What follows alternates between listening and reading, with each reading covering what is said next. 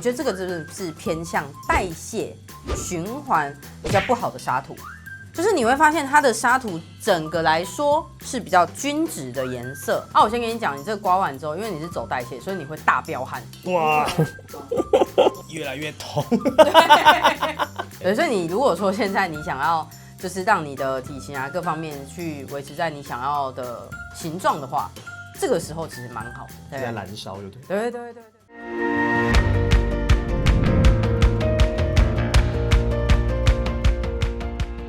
身体的伤，痧会知道。我是慧君，我是你的刮痧治疗师，欢迎再次回到刮痧会客室。今天呢，我们要来聊创业这件事情。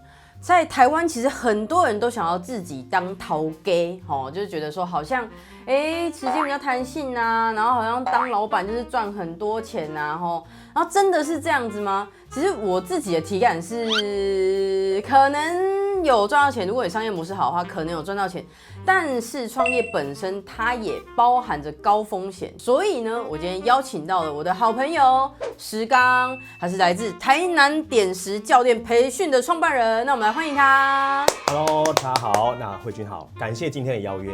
你今天从台南上来？没错，我已经大概10来年没有坐台铁了，今天感谢让我重温旧梦。所以你本身那个教练培训是指你教的学生都是创办人吗？对，我们基本上大概有85%到90%都是创办人，那大概有10%左右是准备要创业的人。如果是我们的最高阶的这个课叫点子绿洲计划，那大概的创办人的服务已经超过450位了。大家知道吗？其实我们创业好像3年内，对不对？对，3年内的存活率好像是10%。然后再5年又再10%，对，所以5年剩1%而已。对，就是一直91升91升。那你觉得这400多位老板里面，他们有什么特质？我觉得那个起心动念就是他当时创业的动机会决定这个10%到底他能够延续下来的人有多少。与其讲梦想，不如说当初那个起心动念会支撑他很有热忱这件事。因为很多人创业，他可能是因为金钱，所以那个热忱指的是什么？可能当初还没有创这个业之前，他本身就已经很喜欢的事情了。例如，有的人可能对于做一些花艺，他很有兴趣，或者是他就是做美业的东西，他就会很有热忱，就是没有赚钱他也做的。那他才会觉得说，这件事我想要放掉我的工作，我想要自己出来做。第二个，我觉得更重要的是他的心态是偏乐观，对，但是他要很现实。对，因为如果今天我们是梦想开始的话，对然后就是一开始没有钱没有关系，但一直没有钱，那可能那个10%他就变成那90%的人。所以财报我必须说，确实创办人老板们超重要的，对，必修。然后公司财报用在个人身上，其实就是个人的财务状况。没错。好，那第3个呢？我觉得第3个可能最重要的就是对世界要有好奇心跟解决问题的能力。这2个是我自己观察下来，他们活得久的人，他不会把困难当作是一种痛苦，他反而是觉得，我原来就是做到现在才发现有这件事会发生，那我很想去解决，那又能够练就解决能力，所以成长型的这种状态是活下来的关键。我必须要说，创业本身，说实在话，体感上的痛苦还是很痛苦，然后我自己也是有想要放弃过，就是我反而不是在疫情想放弃，我是疫情之后想要放弃。最重要的就是，那你发现了之后，你还没有办法保持你的初心。石刚虽然刚刚讲了很多的创业的故事，然后还有一些特质，可是其实你的身份也很有趣，因为你本身是个2代。没错。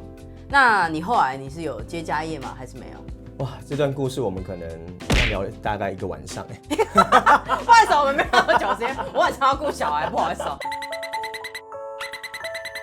对，你有没有什么需求是我今天可以帮助你的？你知道，就是解决人的问题，对不对？有时候脑压会有点高。脑压有点高。就是你说，我们自己要经营事业就算了，我们不能让老板倒掉，就是我自己心中的 KPI。所以你来上过课，你倒掉了还像话吗？这个，所以你知道我们最脑压大，就是因为那个困难的时候，我们会跟着他有一点点，就是感同身受啦。脑压高，肩颈酸。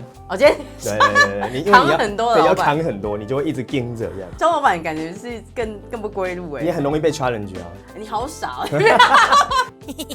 还有其他的吗？可能背部就是像是有时候健身嘛，以为就是放松，结果后来发现心理放松了，结果身体没放松。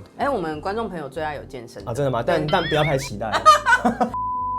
好哦，那我们等一下就来开挂，看看到底教练累积了多少老板的塞亏。太棒了！好吧。所以现在是已经要脱了吗？是吗？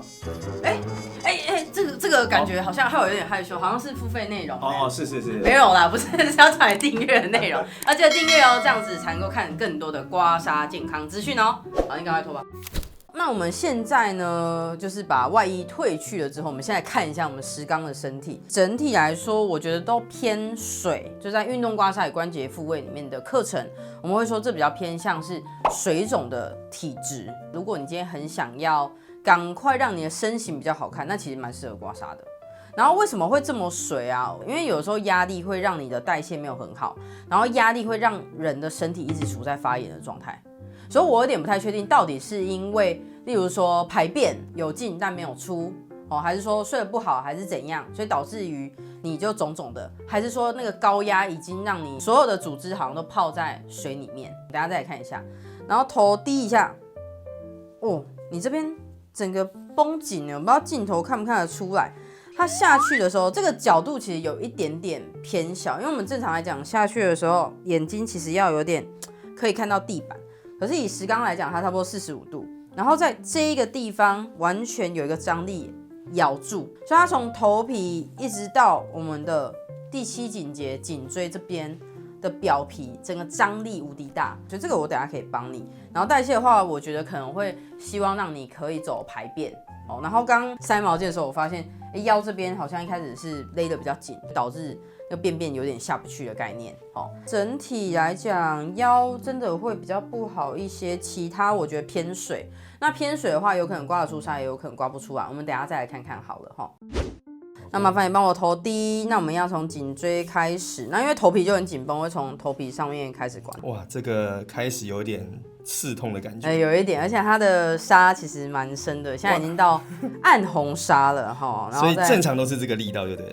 差不多，对，差不多，就是我们要有点刮到有阻力感。你们家之前是在做什么的？信封、公文封袋的，就是制造。那你为什么后来不接？你们家是只有你一个小孩吗？其实有我跟我哥哥，但我们对这个兴趣啦，可能没那么大。面对机器啊、账单啊、电脑啊，瞬间觉得我人生为什么会在这里？很多人会以为二代过得很爽，我觉得有时候，就是大家如果遇到二代，不要这样跟他讲话，因为他可能承载的是另外一种压力我有认识一个好朋友，他是第3代。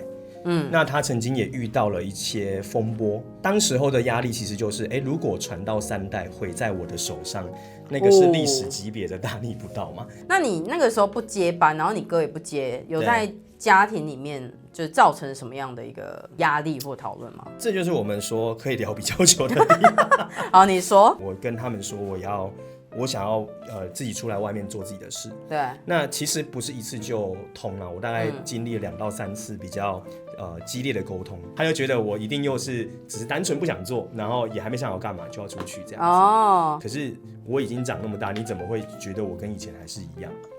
所以那个时候来来回回大概吵了2、3次吧。OK， 好，我们先来看一下我们教练的痧。首先，我觉得以整体的血流来说是不错的，因为颜色整体偏鲜红。那这个会跟红血球含氧量有关，所以意思也就代表说，其实还可以，身体还算是吃得消。但是以整体来讲，我觉得它是比较满的痧图。那这种比较满的痧图，除了长时间的高压以外，我觉得这个真的是偏向代谢循环比较不好的痧图。就是你会发现它的痧图整个来说是比较均质的颜色，它唯一比较深的是像骨头、尖峰、旋转肌群，不然其他你会发现颜色都差不多。那我们在有刺青的地方，基本上是刮不出痧的颜色的，因为它是直接染在我们的表皮层上面，所以这算是正常。这个看起来就是典型的代谢痧图。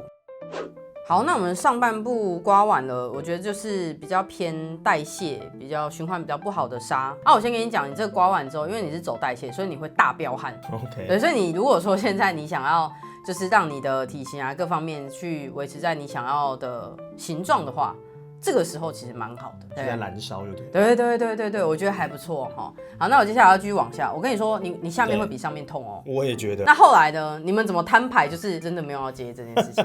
我就后来其实是改变自己的沟通形式，我先选择不插话。我爸就突然发现，奇怪，我干嘛都不讲话？那我后来呢，就是跟他说，其实你是不是很担心我？然后他就愣住了一下。我说，因为我怎么听下来就是你觉得我没有想清楚。所以我就跟他说，好，那我觉得应该要沟通清楚的话，我应该先告诉你，那我打算做什么，你听听看，这样。所以这个我觉得延伸也可以让观众知道，就是很多的2代会跟1代有很多代沟，就是因为其实你并没有给他一个放心的理由或者是一个计划。当然要明确不容易，但是我那时候其实就准备好，至少告诉他我的规划是什么，我大概要怎么做。他开始认真的跟我讨论，他也是一个老板的角度跟我聊这件事情，我就完全不一样，就神拜了呢。对，当时候就觉得，好像有点奏效，而且从他本来不看好到慢慢支持。我必须要说，我当时候创业的时候，我跟我妈可能也有一些误会，就是那个时候我是被我妈直接赶出家门。哇，这么激进？对，但是我那时候我真的创业，然后开幕，我妈还是有来。所以我来说，我们家是用爱刮痧，因为我跟我妈太悍了。哇！就我跟我妈真的是在每次的刮痧，然后跟互动当中去破冰。但是我刮你，我花时间体力刮你，代表我在乎你。然后你也赤裸你的身体，然后还把痧就是你的伤浮现。那其实是对我的信任，所以那就是一种非语言的爱。我蛮喜欢你刚才说到，就是这个刮痧跟家人关系之间的这种微妙的代表的意义。我觉得那个听了我刚才觉得蛮感人的。但你的身体真的也是需要好好刮一下。他也蛮感人的，都不知道发生什么事。这边的腰是真的有一点紧绷受伤因为我以前好像打球的时候，那是学生时期的，有摔到过。我跟你说，我要直接那个倒柔沙油上去，因为那个血流啊，你到下面是真的比较难出来，而且它的沙都偏有一点点紫紫的。你是这样上半身很燥，所以上半身比较像体力，你一直去冲。那下面的话比较像是副交感，就是比较冷静的时候。你平常在跟人讲话的时候，你要开启你的觉察。可是你门一关起来，夜深人静，到下半部走到腰这边，在大便的时候，你其实很无感你自己耶。我蛮认同你说的，不管是咨询师还是什么，有点忘记了。但是他也是提到说，有时候我压力可能大到我自己压抑过去，并没有察觉到这件事情。从下半部来看，你都是为了可能别人或者是工作这种形式上外部的事情而忙碌，然后而热血。可是你关起门来的时候，其实你对你自己的热情没有那么高。好厉害！所以刮痧这是可以感触跟看到这样的事情。应该说你的身体告诉我，只是我看得懂而已。很酷哦！所以是真的是这样吗？我觉得是因为我在前几年就有去咨询，不管是人类图或什么的，他其实都有提到类似的。我眼吃饭，可能我又要想着工作室，也许我们就讲说，那很像在吃饲料，你知道？所以现在才会开始去感受，例如说这个食物跟它的味道，或者是跟人的交流去。把专注度放在当下，我们会倡导就是大家还是要在交感跟副交感之间取得一个平衡嘛。交感就是油门，让你一直去冲啊 ，fighting 啊，这是交感神经。我们要用副交感神经去跟它去取得一个跷板的平衡。那副交感神经是什么呢？其实就是好好吃饭、好好睡觉，然后好好大便。然后这三者当中啊，我最喜欢的是用好好吃饭去跟对方就建议，因为只有吃饭才是你有意识控制的，睡眠不是你有意识可以控制的。对，不好意思哦，大便也不是哦。所以你唯一可以去控制你的副交感神经的其实是吃饭。然后当你好好吃饭的时候，你才有办法怎样好好大便。然后当你有进有出的时候，你是不是身体轻松了？你才会好睡觉。第一次创业你是做餐盒吗？餐盒。第二次是做健身的工作室。那你后来为什么第一次就是收掉了？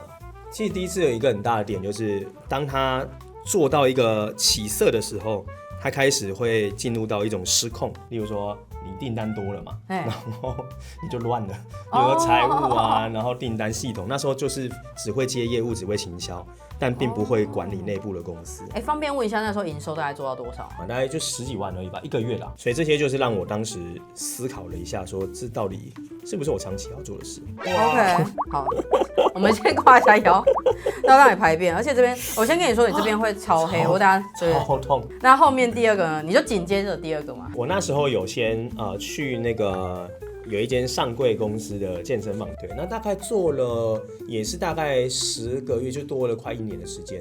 然后我就是当时候就默默的在筹划我的这个小型工作室这样。不过当时一样就是我有前车之鉴嘛，在管理上我知道那是我的弱项，所以我就开始找了各种的课程，我想说我要来学习。但是那时候发现，南部好像没有所谓的这种课程可以上。对，所以我才开始往台北啊或国外跑这样子。好，这一块啊，这块特别痛为什么？对，因为这个都是久坐。久坐的地方，就是你会发现你连这样坐着，我们下面重量往下嘛，然后反作用力往上，所以就会积在这里。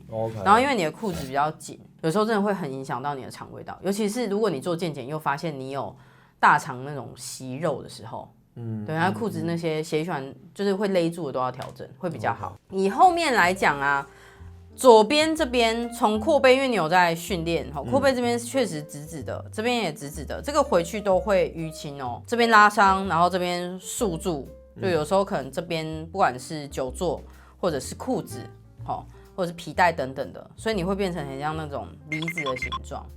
那另外一个就是因为整体代谢比较不好的关系。所以就会让你的水就会一直积在上面。那你的好处是因为你两边走对称，但是都蛮均值，两边的沙土其实都蛮像的，我觉得这是好事。然后你的腰啊，这边是肿肿的，然后这边是凹的，这个跟裤子勒住有关。因为你裤子我们今天勒的地方在这里，对，所以我这边不动，我的骨盆不动的情况之下，我的腰椎这边可能就会动的比较多，所以你这个地方就会代偿带的很多。那有的时候你是勒这边，我猜也另外一条在勒这里，所以才会导致于你的脊椎的排列不是到很好。我先讲一下，你右边比左边烂很多。我们这边直接抱一个青筋在这里，对，心脏偏左边嘛，所以我们通常会讲说左心右肺这样。那右边的话，它是比较肺会多一点，然后肺主背，所以如果说你今天本来是肌肉受伤，但是它可能会影响到你的呼吸你的胸廓的扩张，那你吸气吸比较不进去，氧气比较少的情况之下，人就会容易悲观，所以这个刮完之后可能就会比较嗨一点。Hello， 大家好，我是慧君。假设说你看完了之后，你很好奇你自己的沙图如何，那我们台湾北中南都有据点，那欢迎大家可以来找我们刮痧，我来学刮痧，或者是购买刮痧器具，一起刮痧护家，用爱刮痧哦。